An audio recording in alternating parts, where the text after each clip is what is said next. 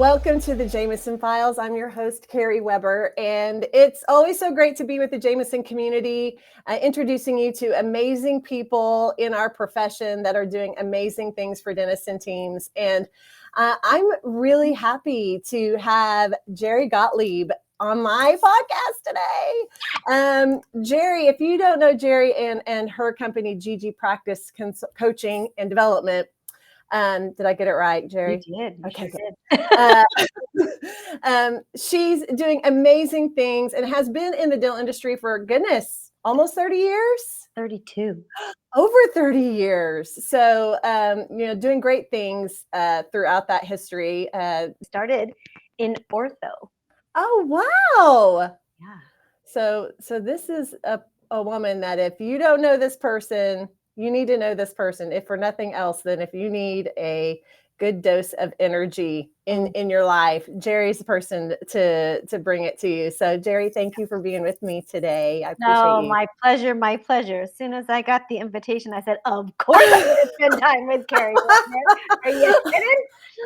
I have a feeling this conversation may go off the rails at least 3 times, but I'm going to love every minute of it. Exactly.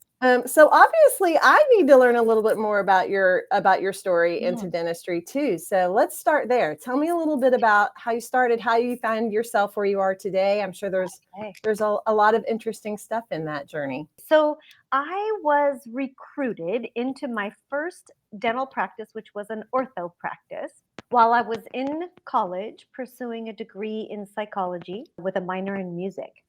Oh my gosh! I know, Miss Singer. We are twins. Like we are spirits. Okay, keep going. Yeah.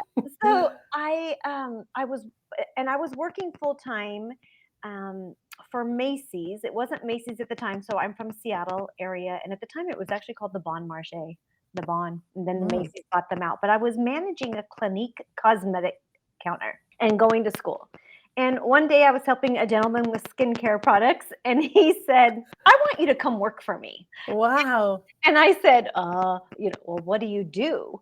And he said, well, I'm a dentist. And you know that little Christmas story cartoon thing where the little elves and the one little elf that wants to be the dentist? And then he says that at the table and everybody goes, dentist. This is what's happening in my brain. And I'm like, I have teeth. I go to the dentist. What? I never had it ever been a thought in my brain of possible career choices or jobs that I would look to have. And he said, I'm an orthodontist and I'm opening a practice, and I could train you to be an assistant and do, everything I could train you to do everything I need you to do, but I can't train you to be you. And I thought, well, I got to really think about this. And I was newly married at the time. And I said, well, tell me a little bit more. And he said, well, come visit the practice, kick the tires, see what it's like. Here's what I knew. They worked 4 days a week, no evenings or weekends. And my whole life, and even going to school, right, I was working in retail. Yes. And working that evenings and weekends and holidays. So for me, I was like, oh, yeah. This sounds very cushy. And he said, and you could still finish school. I'll work around it. And I was like, okay. Long story short, I started off as an assistant. A couple of really unexpected things happened, Carrie. One is I fell in love with dentistry.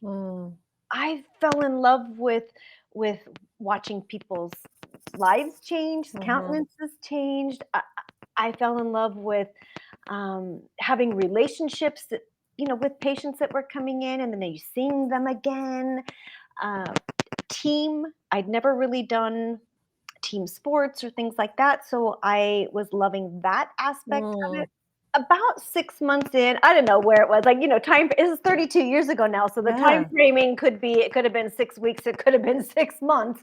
But at some point, this doctor says to me, Geri, do you have a few minutes after work today or tomorrow, whatever, planning to sit down, and I'd like to talk about how it's going. So basically a review. And I was like, yeah, of course. And so we sit down and he said, how do you think it's going? And I started just jabbering on about all the things I think are so great and that I love being there. And he said, and we love having you here. Mm. And assisting is not your gift.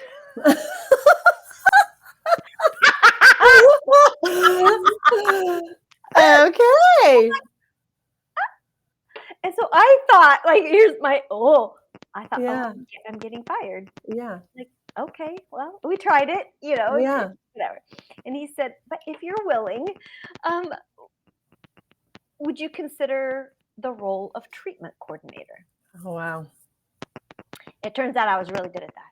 So I said, of course. And, fast forward, then I became a practice manager, went on to work in other, practices and then other disciplines in dentistry. Yes. But perio didn't come into the picture until my 21st year in dentistry at that point. So, I continued my education, but I also dove in to dentistry, loved everything about it. And I was pretty fortunate to get to work with and in practices that truly were about continuing education, growing and developing people, which was right up my alley because my Yes. degree in psychology was meant to be child development. Yeah. I wanted to work with teenage and preteen girls. Wow. Wow. And because I really just wanted to help. Back then at 18, I was, or no, I wasn't, that was back when I decided that's what I was going to do at 18. It was, how can we work together better? Why Yes. do we have to compete with each other? Why aren't we just working together on things and helping each other have better lives and be better? So I thought, well, I'll catch them when they're young and train them through high school and get them, whatever. I'll fix this early. So fast forward, I'm in practice management, over in practice administration, big practices, little practices, and was divorced, 2 little girls, and was a part of the Seattle Study Club with one of the practices I was managing. We were Seattle Study Club members. And it was through the Seattle Study Club that I met my periodontist husband. And I did not work for him or them. I did not, I wasn't their coach or none of that. Yeah. We met through the Seattle Study Club, and I had already started my journey into coaching. And at the same time, Carrie, I had gone back to school to get a master's in psychology. Wow. Because I thought I had to leave dentistry. I thought, I, as a single mom, I was going to raise these 2 girls. I wanted them to go to college. I wanted them to not have to work through college and those sorts of things. So I thought, I got to do some more things, which is sort of like right at the same time as when I started going into consulting coaching because I was going to school. And one of my mentors said to me, what are you going to do with it? What are you going to do with that master? Are you leaving dentistry? An industry that you know and love? And I was like, I don't know. And she said, why can't you do what you want to do in the industry that you already know and love? Yes. So that's how I stepped into the consulting and coaching arena. I proxy got into the perio, and I actually never worked in the practices. Oh, wow. I coached the leadership team of those practices. Yes. Yes. But never actually worked in them. I think your story is so fascinating from the perspective of that orthodontist is like the story that, all of us that teach doctors on, building a strong team and hiring and also leading a team. He checked all the boxes. Yeah. He found a person didn't have dental experience, but had the potential or had the characteristics that would make a tremendous team member in the culture of their practice. And then you weren't in the right seat. Right. And he saw that. And so he knew, good to great. He had the right team member on the bus, but in the wrong seat. And he put you in the right seat, and the rest is history, which that's a pretty phenomenal story. I'm sure you share that story a lot with teams and doctors, because that's the ticket right there. If doctors can have this aha moment as a business owner of,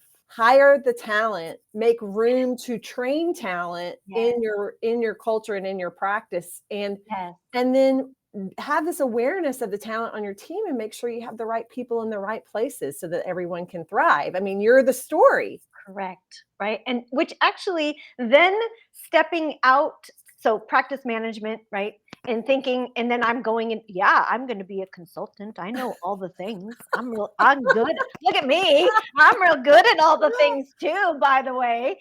And when I stepped into ownership shoes, Mm, and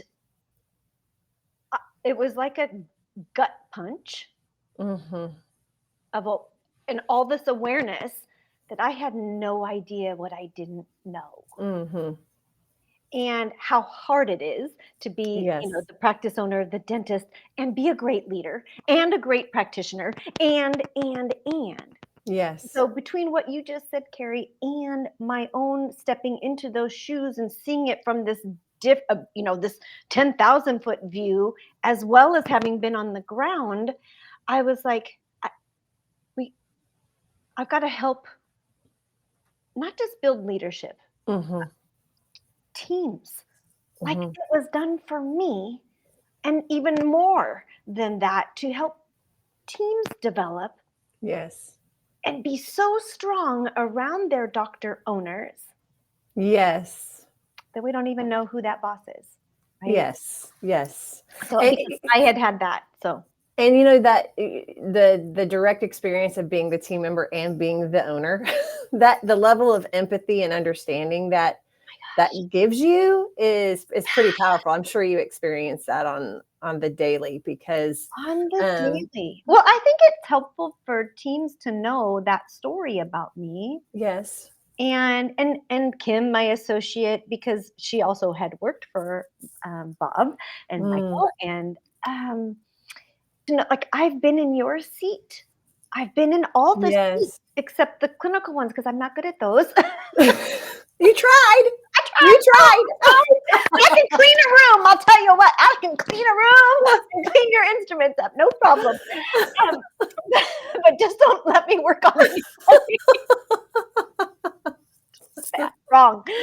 Um, and now, then I've stepped into ownership shoes, and then I went another step, that which was already pretty devastating awareness. And I actually went back and apologized to a couple doctors, owners that I worked for, that I Mm, was supposed to be their right hand and mm. know the things. And I was just as snarky and poopy sometimes behind their backs as teams are Yeah. sometimes, right? Because I didn't know, I didn't hmm understand what hmm it's like to be that.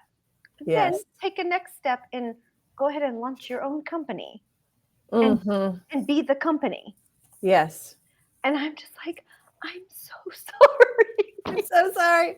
I just didn't know. So here's what I'd like to do to make amends for that. Yeah. I'd like to develop teams, but we got to let teams know, Yes. right? We got to You let them know, know. I think that's such a good point that, Brene Brown talks about this all the time, the author, Mhm. and, she talks about vulnerability and in leadership and I think that's really hard for doctors and even, you and I both have conversations with doctors all the time as they're considering bringing in a coach or, it's a real vulnerable step. And a lot of times I have a feeling, I don't know all that there is to know about what you do one-on-one with your clients, but I have this feeling, my sister, Yes, that my there's sister. some similarities of trying to encourage them to be more transparent Yes, with their teams. yes. Exactly to your point, Jerry, it's, if you want, if any part of you as a practice owner or leader, for anyone that's listening that are in those roles, if any of you desire a culture that is a group of leaders, building up leadership within your team to believe in where you want to go, helping you go there, taking responsibility and a sense of ownership in that, Yeah. there has to be a level of transparency and vulnerability in your leadership for you to ever get to that place. Now, people can go ahead and come at me in the comments and disagree, but I feel pretty strongly about this. when it's hard, you think they don't know it's hard. When, when you're stressed out and struggling, you don't think they already know. And so it's, to have that kind of openness, vulnerability of even sharing the things you don't know the solutions to, and asking for them to help you find those solutions can be so powerful. Yes. For the culture of the practice. Yes. Is that something that you work on with clients as well, and with doctors and teams? 100%. I'm going to flip it just a little bit as well, but 100%. And then I, of course, ask them to be as transparent as they feel comfortable being. Mm-hmm. But here's what I know.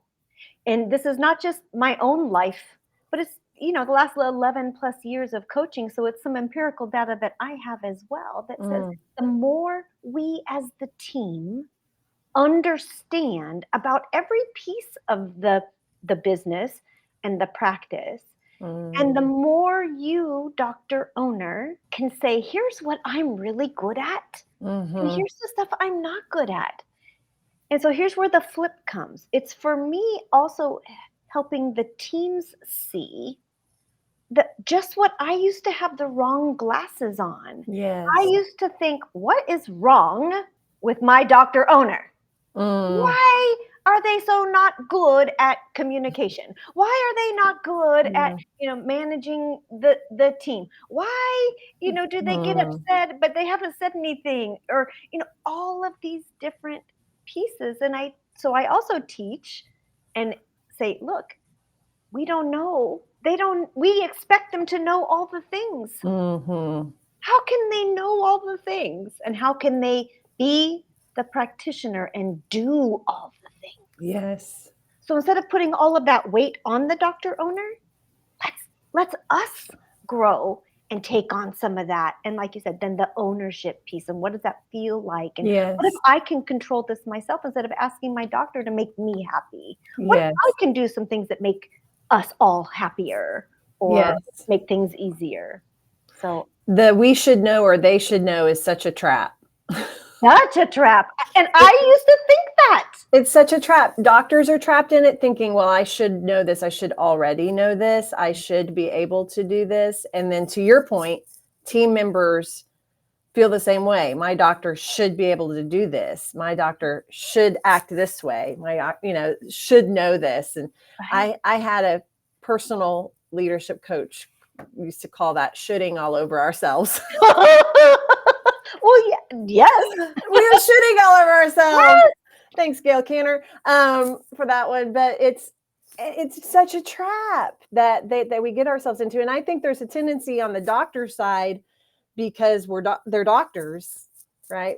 We're so highly educated already. These are things that should just come naturally to me. Right. And how come they don't? And so then what we don't realize is that then they also are struggling with imposter syndrome and all these other things that we do too. And we think that they certainly are not, but they are. The difference being they aren't as vocal or feel as comfortable or safe to share it with us.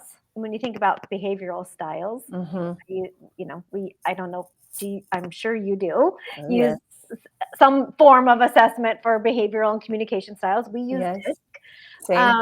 Okay, so and most of our clinicians, right? They're in that little bottom half.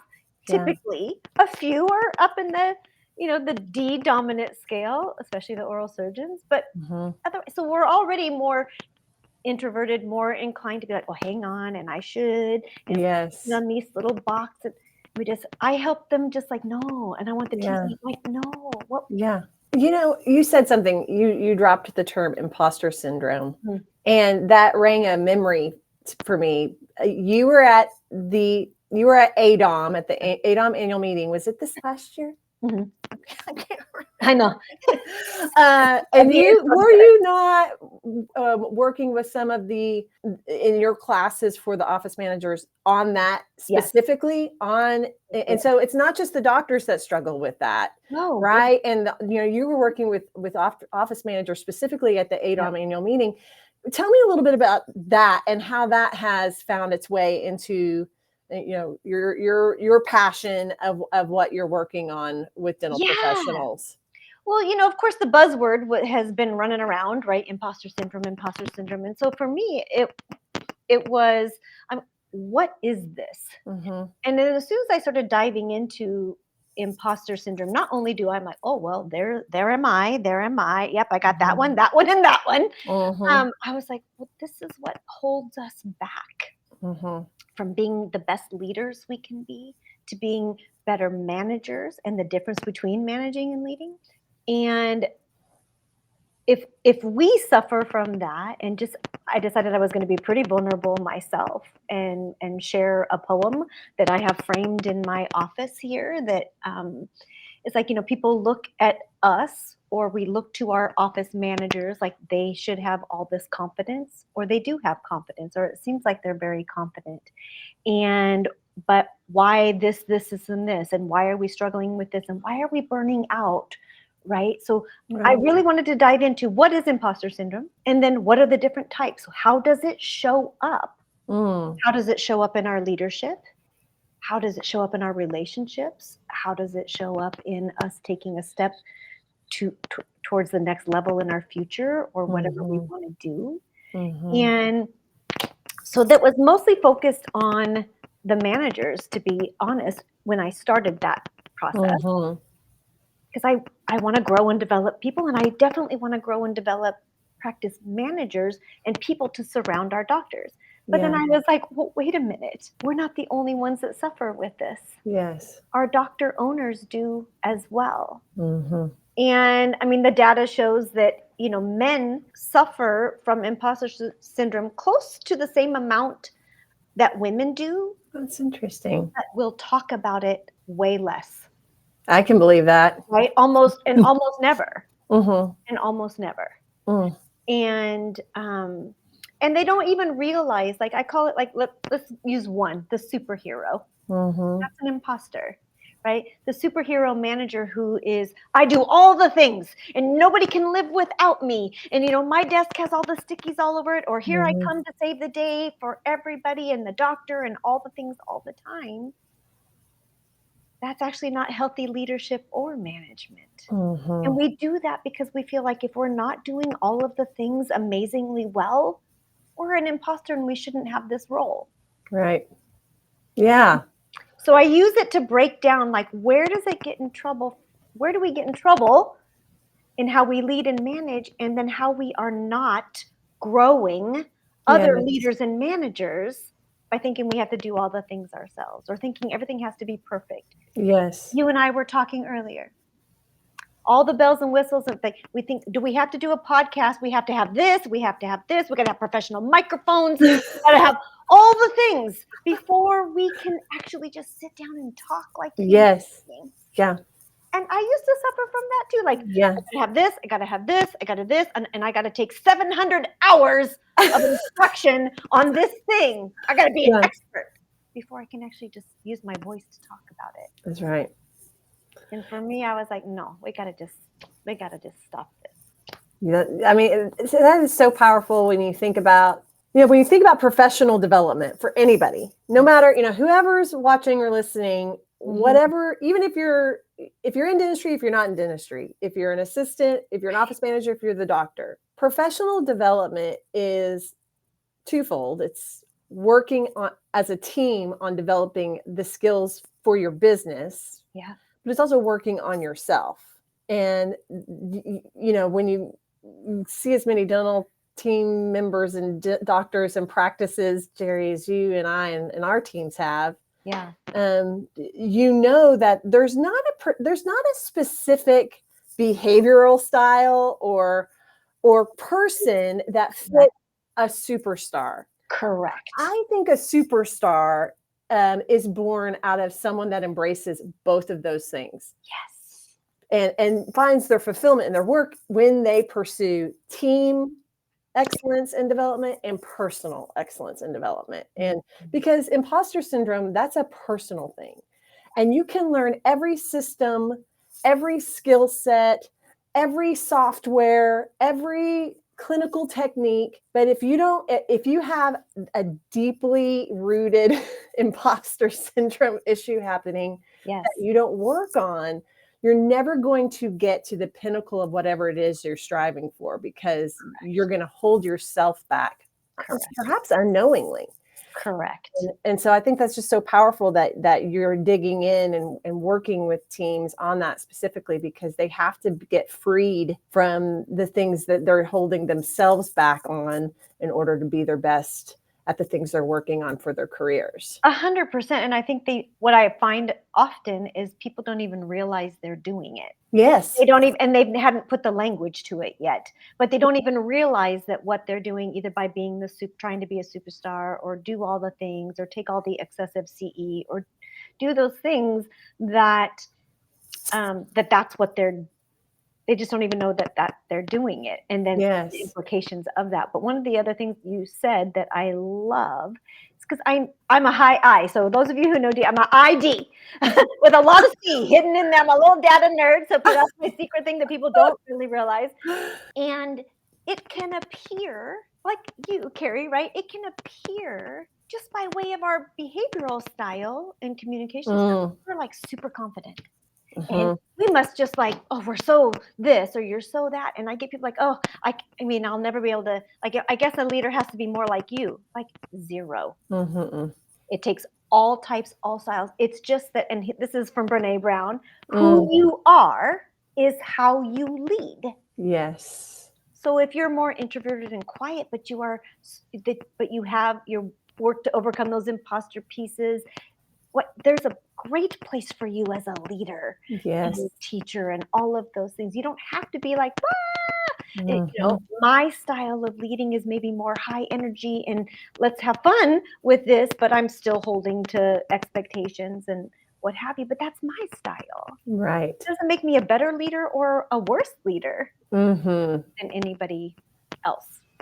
And we can learn. We can learn and develop from the different behavioral styles. So, I actually need quiet, introverted, detail-oriented leaders that thrive in the details. Oh yeah, I don't. Same. And so I need those people to hold me accountable and to lead me. Yep. And if I can help lead from my behavioral styles for them, that's where synergy happens, is when we all embrace ourselves, work on the other ones.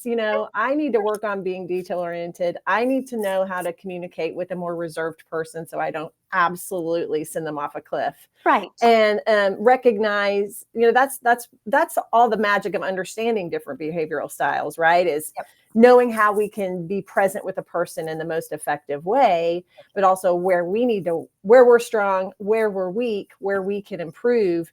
If you believe in continuously developing and improving and bettering yourself, there's magic in understanding your psychology, right? And the psychology of others. And it's so powerful, especially in dentistry, where, so much about dentistry is relationship, communication, building trust. And that all falls in that realm of understanding how to talk to people and presence and how to bring your best to every conversation. Right. So and I can only imagine. Yeah, and how to leverage the people around you that are different than you to also do those things. Yes. I mean, so powerful, Geri. I would love to sit in one of your classes and I would love to gobble up all of your passion and all of the things that you've been studying and learning and teaching.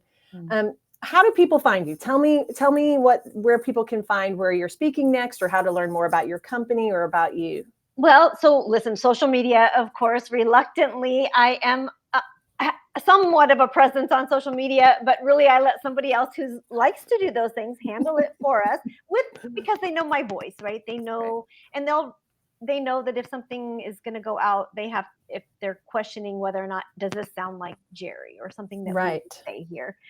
But you can find me on social media, Instagram, LinkedIn, Facebook, and it's Geri Gottlieb or GG Practice Coaching and Development. You can email me, Geri at GG Practice Coaching and Development. Go to our website.